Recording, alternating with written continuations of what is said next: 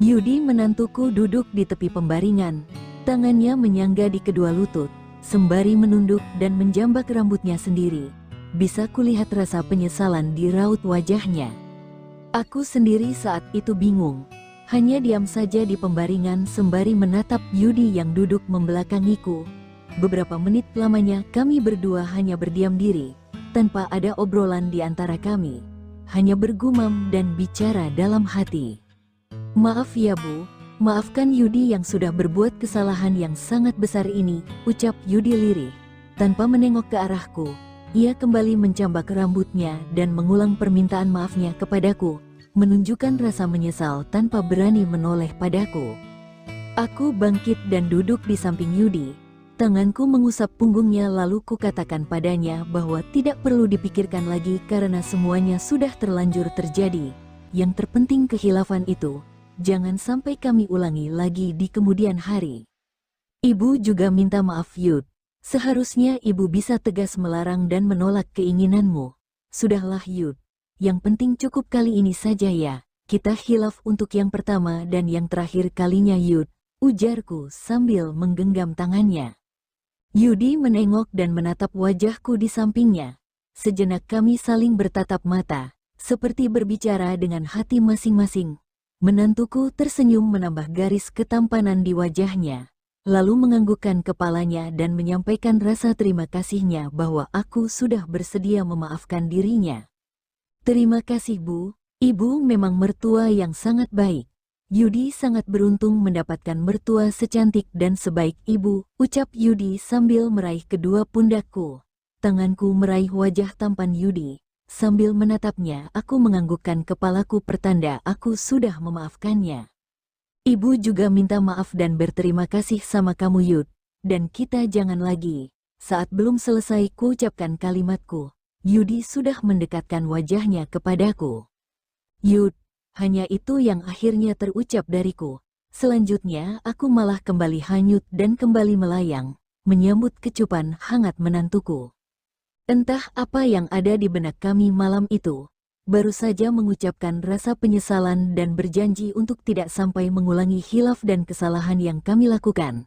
Namun belum juga sampai 1 jam berlalu aku dan Yudi kembali terseret dan terbawa arus suasana indah yang kami ciptakan sendiri. Benar juga kata orang, bila seorang lelaki dan wanita yang bukan muhrim bertemu berdua, akan sangat rawan disusupi syaiton sebagai pihak ketiga yang bergembira, dan syaiton tak akan rela melepaskan jika sudah berhasil merasuki hati insan manusia, termasuk hatiku dan hari Yudi malam itu. Kekhilafan kembali terjadi, dan untuk kedua kalinya Yudi melakukan sesuatu yang sangat menyenangkan batinku.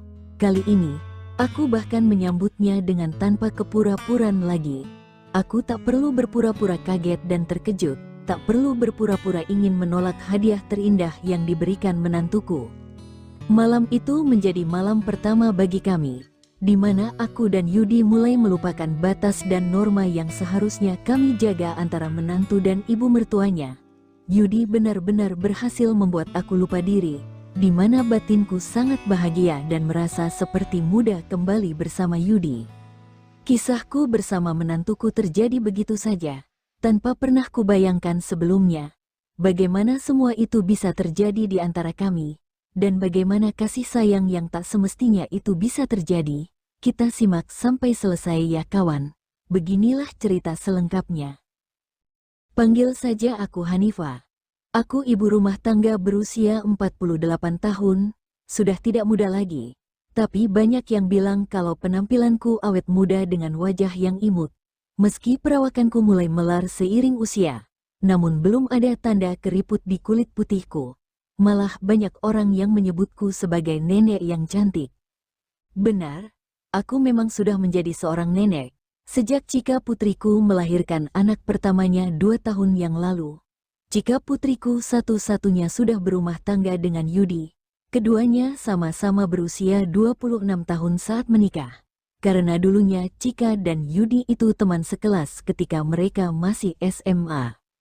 Kelahiran Hanum putri mereka 2 tahun lalu membuat kebahagiaan rumah tangga Cika dan Yudi menjadi semakin lengkap.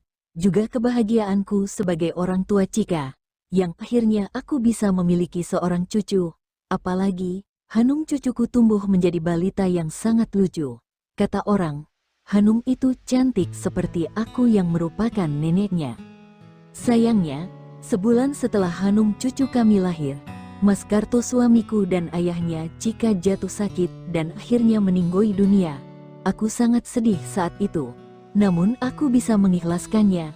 Sebab, kupikir begitulah takdir kehidupanku. Ada bahagia dengan kehadiran seorang cucu. Namun ada duka karena kehilangan suamiku tercinta.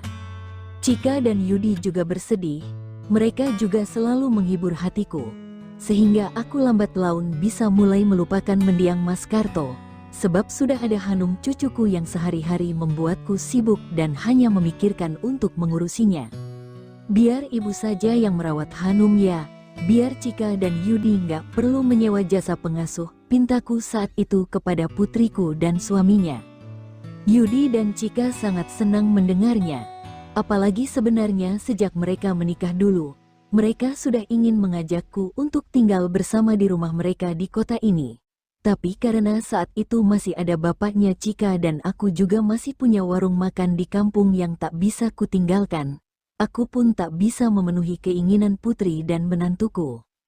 Ceritaku bermula sejak aku pindah ke kota dan tinggal bersama Cika putriku dan Yudi menantuku.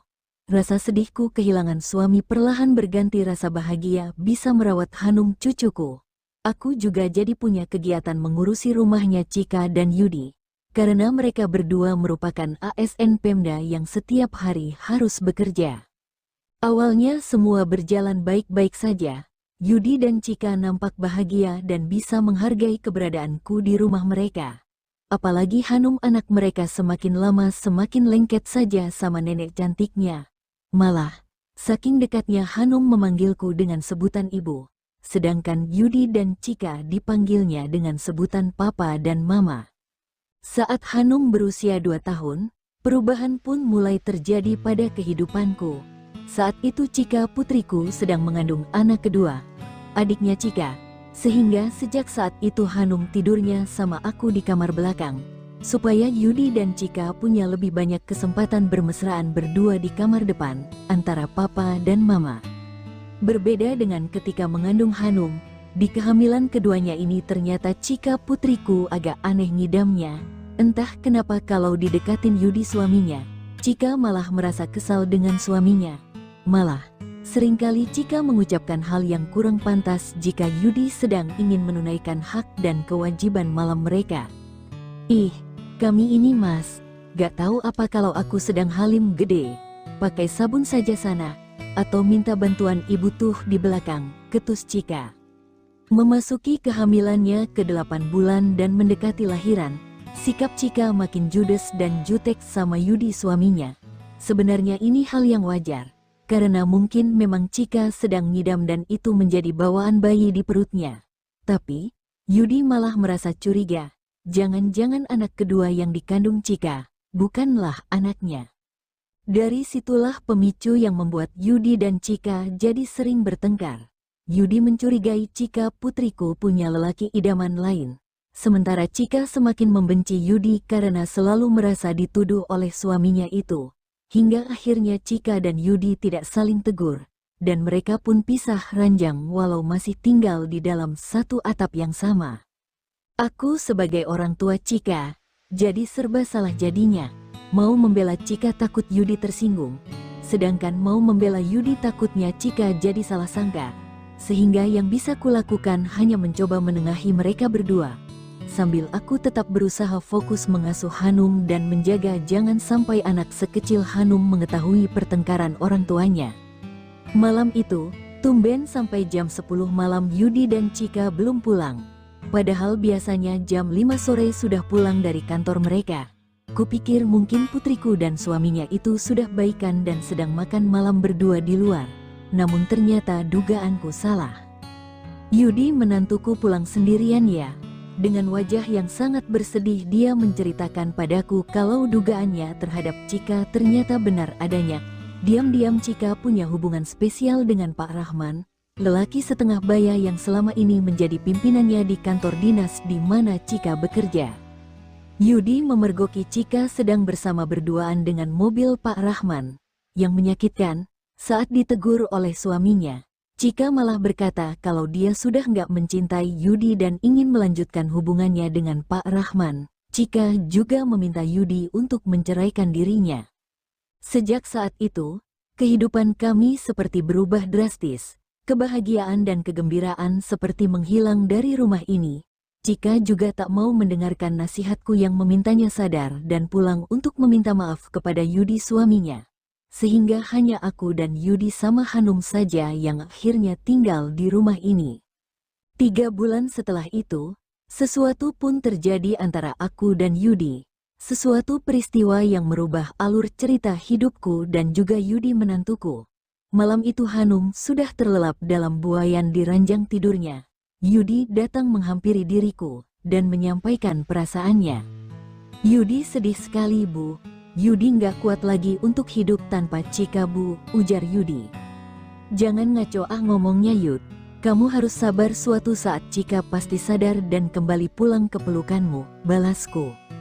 Tapi mana mungkin, Bu. Kami sudah resmi berpisah dan Chika juga resmi menjadi haknya Pak Rahman, timpal Yudi. Kami berbicara dengan berbisik karena khawatir Hanum jadi terbangun. Lalu kata Yudi, lebih baik kami bicara di kamar belakang saja, agar Hanum cucuku tidak terganggu tidurnya. Entah kenapa aku menurut saja ketika Yudi menuntun tanganku untuk beranjak ke kamar belakang. Yang tak terbayang olehku, begitu menutup pintu, Yudi tidak lagi membicarakan apa-apa dan tidak mengajakku membahas lagi tentang masalah rumah tangganya. Yudi malah langsung menarikku ke dalam dekapannya. Aku jadi terkejut karena ulahnya. Yudi, ingat loh Yud. Aku ini ibunya Chika. Aku ini ibu mertuamu Yud, kataku saat itu. Tapi Yudi seperti tak menghiraukanku. Di matanya mungkin aku adalah Chika, istrinya yang sudah lama dirindukannya.